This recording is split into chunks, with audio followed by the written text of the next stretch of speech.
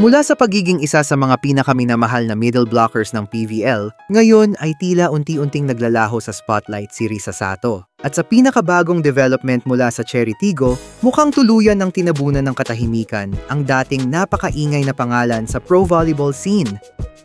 Hindi man injury-related ang dahilan, hindi kasama si Sato sa 20-woman roster ng Cherry Tigo Crossovers para sa PVL on Tour. At para sa isang player na may 12 championship titles, the most in PVL history, this absence is both shocking and heartbreaking. Huling beses nakita si Risa na nakaakto sa court ay noong March 18 sa harap ng kanyang former team na Creamline. Ironically, ito rin ang huling team na tunay na nagbigay sa kanya ng malaking exposure at consistent playing time. Since her surprising exit from the Cool Smashers, ang team na kinabilangan niya for 6 years, hindi na muling nahanap ni Sato ang tamang pwesto sa rotation ng bagong team. Konti ang minutes, konti ang touches, at ngayon, wala sa lineup. Mas lalong naging misteryoso ang sitwasyon ng tanungin ng head coach ng Cherry Tigo na si Norman Miguel tungkol kay Risa. Ang kanyang sagot? Sorry pero I'm not in the right position to say something about that. Siguro, wag na lang muna. Isang no comment na parang mas lalong nagpabigat sa issue.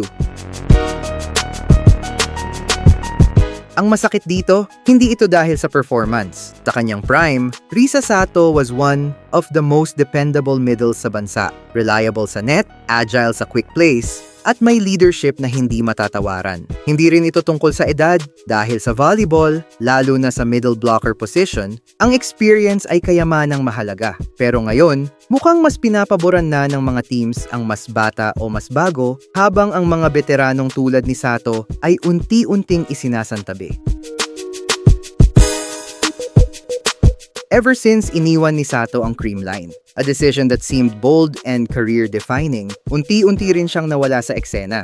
Sa halip na maging center of a new system, hindi siya nabigyan ng sapat na oportunidad sa bago niyang tahanan. From a team na built on chemistry and structured play, lumipat siya sa isang squad na hindi pa solid ang identity. And sadly, naging casualty siya ng adjustment period. Sa PVL landscape ngayon, kung saan nauuso ang rebuild at rotation, mahirap makahanap ng stability, lalo na kung hindi ka na considered as future star.